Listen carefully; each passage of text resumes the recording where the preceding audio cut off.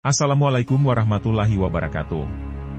Pernikahan Ratu Balqis dengan Nabi Sulaiman alaihi salam terjadi tatkala ia datang ke tempat Nabi Sulaiman berikut singgasananya karena doa Asyif bin Barhia.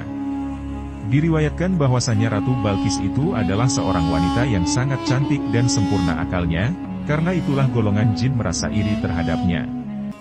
Mereka mengatakan bahwa Balqis itu mempunyai dua aib, pertama pendek, dan kedua betisnya seperti betis unta. Maka Nabi Sulaiman memerintahkan supaya para jin itu merubah sedikit singgasana Ratu Balqis. Lalu beliau menyuruh pula untuk dibangunkan sebuah mahligai yang terbuat dari kaca, yang di sebelah bawah dan sekitarnya dialiri sungai dengan isi ikan-ikan dan katak-katak. Dan di atas air itu dibuatkan suatu jembatan dari kaca. Tatkala Ratu Balqis dan rombongannya tiba, Nabi Sulaiman bertanya kepadanya, "Apakah ini singgasana Anda?" Ratu Balqis menjawab, "Mungkin." La tidak mengatakan ya, karena dilihatnya ada sedikit perubahan. Juga tidak mengatakan bukan, sebab dilihatnya ada kemiripan dengan singgasananya. Dari jawaban Balqis itu, tahulah Sulaiman alaihissalam bahwa ia adalah seorang wanita yang berakal sempurna lagi bijaksana. Kemudian Nabi Sulaiman mempersilahkan tamunya itu untuk memasuki istana. Ketika Ratu Balqis melihat ke dalam istana itu, tampak olehnya seakan-akan ada genangan air, maka ia pun mengangkat gaunnya sehingga betisnya tersingkap. Nabi Sulaiman melihat kepada betisnya itu, maka tak tampak satu aib pun sebagaimana yang diisukan oleh golongan jin. Sulaiman berkata kepada Balqis, "Ini adalah sebuah mahligai yang licin yang terbuat dari kaca."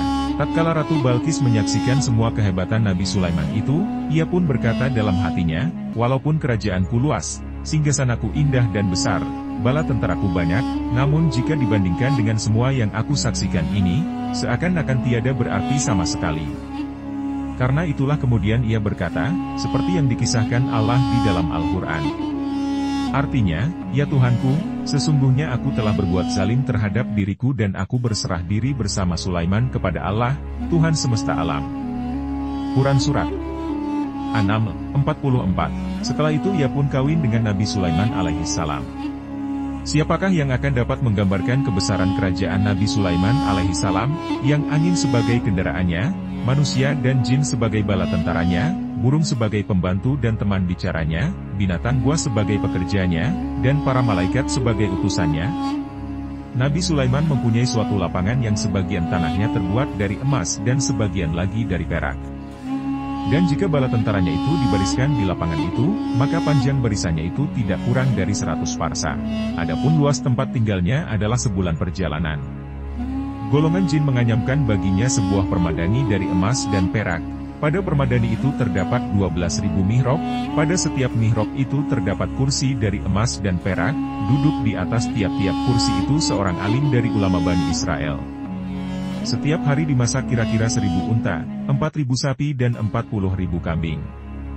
Dan Nabi Sulaiman mempunyai piring-piring yang besar laksana kolam, dan periuk yang senantiasa tetap berada di atas tungku. Seperti yang dikisahkan Allah dengan firman-Nya. Artinya, para jin itu membuat untuk Sulaiman apa yang dikehendakinya dari gedung-gedung yang tinggi dan patung-patung dan piring-piring yang besarnya, seperti kolam, dan periuk yang tetap berada di atas tungku. Quran Surat Saba 13. Suatu isyarat. Wahai umat Muhammad, sesungguhnya bagi kamu di dalam surga tersedia tempat-tempat tinggal dan derajat-derajat, kebun-kebun, sungai-sungai, dan buah-buahan. Di dalamnya terdapat apa-apa yang disukai jiwa dan disenangi mata, dan di dalamnya juga terdapat apa-apa yang tidak pernah terlintas pada pikiran manusia. Dikatakan bahwa serendah-rendah derajat tempat tinggal umat Muhammad di dalam surga itu adalah seluas kerajaan Nabi Sulaiman 100 kali. Malah lebih baik, karena surga adalah tempat yang abadi, di dalamnya tidak ada matahari, dingin, awan, kilat, kelelahan, keruwetan, kerakusan, kepayahan. Abadi tanpa batas, pemberian tanpa hitungan, penerimaan tanpa tolakan, serta penyampaian kepada Yang Maha Esa, Maha Tunggal, tidak ada yang menyerupai dan menandinginya. Ada surga yang dinamakan Darussalam, di dalamnya terdapat keselamatan tanpa kebinasaan, kenikmatan tanpa malapetaka, ketentraman tanpa kepayahan, kecintaan tanpa permusuhan, kemuliaan tanpa kehinaan, kecocokan tanpa pertentangan, dan juga ada kegembiraan, kemuliaan, mahligai, buah-buahan dan bidadari. Ada pula surga yang dinamakan Jannatun Naim, Sebagaimana yang difirmankan Allah, sesungguhnya bagi orang-orang yang bertakwa tersedia di sisi Tuhan mereka surga kenikmatan. Di dalamnya si hamba bertempat tinggal, para nabi menjadi sahabatnya, ganjaran di dalamnya besar, tinggal kekal di dalamnya, dengan karunia, yang berlimpah-limpah, tidak ada kesusahan di dalamnya, yang menjamu pemurah. Kenikmatannya abadi, kasurnya bersusun-susun, pembaringannya terhampar, bidadarinya cantik jelita, mahligainya tinggi-tinggi dan naungannya luas. Ada lagi yang disebut surga Firdaus sebagai firman Allah.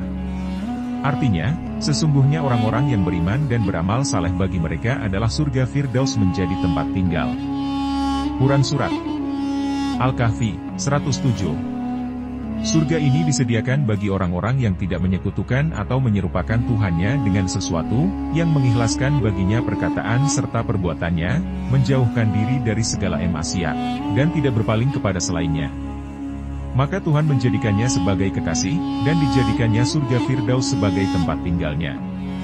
Di dalam Firdaus itu ada 4 sungai, ada sungai dari air tawar, ada pula sungai dari air susu yang tidak berubah rasanya, ada pula sungai dari air arak yang lezat cita rasanya, dan ada pula sungai dari air madu yang tersaring.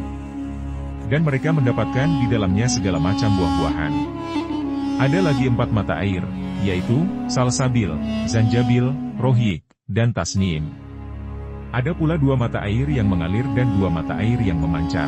Yang pertama disebut Al-Kafur, dan yang lain disebut Al-Kautsar. Dan di dalamnya pula terdapat apa-apa yang tidak pernah dilihat mata, didengar telinga dan tidak pula pernah terlintas dalam hati manusia. Seperti yang difirmankan Allah Ta'ala. Artinya, sesungguhnya orang-orang yang bertakwa itu di dalam taman-taman dan sungai-sungai, di tempat yang disenangi di sisi Tuhan yang Maha Kuasa. Quran Surat Al-Homar, 54-55. Assalamualaikum warahmatullahi wabarakatuh.